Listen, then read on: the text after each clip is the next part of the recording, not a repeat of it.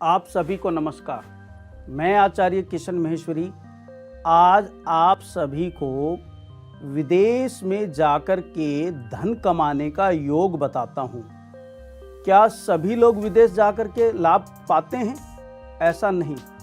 कुछ ऐसे योग भी हैं कि विदेश जाकर के परेशान होकर के वापसी आ जाते हैं। सबसे पहले हम ज्योतिष के आधार पे बताते हैं ग्रहों का योग कि कौन से ग्रहों का योग कहाँ बनता है तो आदमी विदेश जाता है। इसके लिए सबसे जरूरी आपका लगन और अष्टम और द्वादश घर यानी 8वें और 12वें का अगर संबंध बना हुआ है तो विदेश बंदा जाता है। अब कौन ऐसे लोग हैं जो वहाँ के कामयाब हो जाते हैं? अगर किसी जातक का सेकंड भाव का संबंध 12वें से बना हुआ है या 11th हाउस का संबंध 12वें घर से बना हुआ है या मूल त्रिकोण भाग्येश का संबंध 12वें घर से बना है तो ऐसे लोग जाकर के बहुत कामयाबी पाते हैं। शर्त अगर बहुत नज़दीक से देखा जाए तो इसके लिए सबसे जिम्मेवार चंद्रमा ग्रह है। चंद्रमा महाकाल पुरुष कुंडली से चतुर्थ भाव आपका जन्म यानी आपका मकान। अगर चंद्रमा मजबूत स्थिति में है तो आप अपने घर के आसपास ही रहेंगे। अगर विदेश जाते हैं तो घूमने के आधार पर जा सकते हैं या आप कुछ समय के लिए समय व्यतीत करने के लिए विदेश जाते हैं, परंतु विदेश में रहना मुश्किल हो जाता है।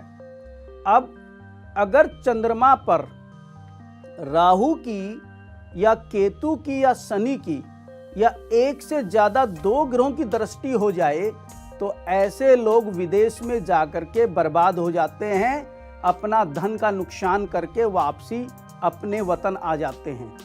अब आपको एक और योग बताते हैं। अगर किसी भी जातक का लगन अकेला मजबूत है और लगन पर शुभ ग्रहों की दृष्टि, भाग्येश की दृष्टि या सेकंड भाव के ग्रह की दृष्टि या 11वें भाव की दृष्टि होती है तो भी जातक विदेश में जाके बहुत कामयाब होता है। चंद्रमा अगर स्थिर लगन में हो, स्थिर राशि में, तो वो विदेश में कामयाब नहीं होते हैं। चंद्रमा अगर चर राशि में हो तो निश्चित वो लोग कामयाब होते हैं।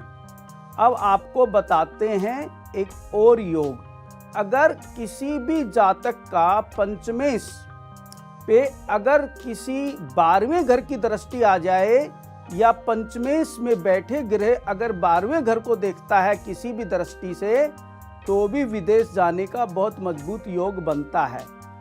अब आपको वो बताएंगे कि आप अगर विदेश जाना चाहते हैं और आपका वीज़ा नहीं लग रहा है, बार बार आपने ट्राई किया और आप फेल हो जाते हैं, तो आप अपने घर के आसपास ये देखिए कि कोई विद्वान पंडित जी रहते हों तो उनसे पत्रिका में एक ग्रह का अध्ययन कराएं, विशेष चंद्रमा का, और दूसरा ये दिखवाएं कि हमारा 12वें घर का स्वामी कहीं राहु केतु से तो पीड़ित नहीं है।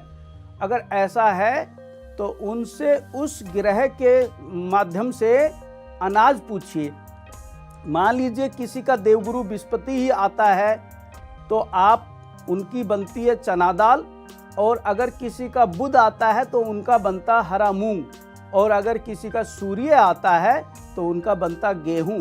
इस तरह के अनाजों को उस ग्रह के माध्यम से लीजिए और उसको बहते जल में आप नित्यनेम छोड़िए, आपका विदेश जाने का योग बनेगा।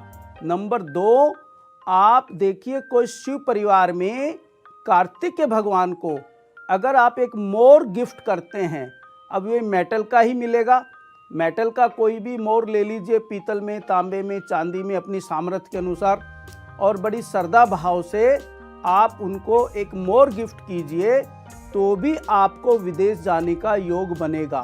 अगर आप विदेश से धन कमाने के पर्पज से जा रहे हैं तो आप किसी भी विद्वान पंडित जी से आप उस 12वें घर की दशा जो भी ग्रह है वो और जो वर्तमान में दशा चल रही है वो, उन दोनों का आप जाप कराएं तो आपको विदेश जाने के बाद धन मिलेगा। इसके लिए आप उस घर से संबंधित कोई भी कलर स्टोन पहन सकते हैं अपनी ग्रहों को पावर देने के लिए। मान लीजिए 12वें घर का ही चंद्रमा से ही अगर संबंध बना है तो एक सच्चा मोती 9.25 रत्ती का इस उंगली में पहने, बृहस्पति वाली उंगली में। इसमें काफ़ी लोग पहनाते हैं, परंतु विदेश के लिए आपको मोती यहीं पहनना पड़ेगा, तो आपका विदेश जाने का योग बनेगा। अगर उसके बाद आप वहाँ चले गए और वहाँ जाकर के आपका मन नहीं लग रहा है, तो आप वहाँ प्रत्येक पूर्णिमा के दिन थोड़े से चावल लीजिए और वहाँ अगर बहते जल की व्यवस्था है तो उसमें छोड़िए, नहीं तो वहाँ किसी निर्धन इंसान को आप चावल दान करें। अगर वहाँ ये सुविधा ना हो तो आप अपने वतन में फ़ोन करके बोलें कि मेरा चंद्रमा वीक है जिसकी वजह से मन नहीं लग रहा है, तो आप वहाँ पर जो रहते हैं आपके परिवार के लोग, वो आपके निमित्त चावल दान करें। उसके बाद अगर आपको उसके बाद भी तकलीफ़ है तो अपनी माता जी के हाथ से एक चांदी का छल्ला इस उंगली में धारण करें, तो आपको निश्चित विदेश में जाकर के योग बनेगा धन कमाने का। ये पर्सनल अनुभव हमने आपसे शेयर किया। अब एक और आपको उपाय बताते हैं। चंद्रमा कमजोर होने के साथ साथ चंद्रमा पे अगर किसी क्रू ग्रह की दृष्टि है, उसको बल देने के लिए आप सबसे इजी उपाय आपको बताते हैं। रोज अपने स्नान में आप थोड़ा सा दूध डालिए और उससे स्नान कीजिए, तो आपका चंद्रमा को बल मिलेगा और आपका मन वहाँ लगेगा।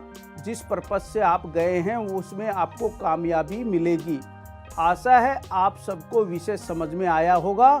आप सभी को नमस्कार।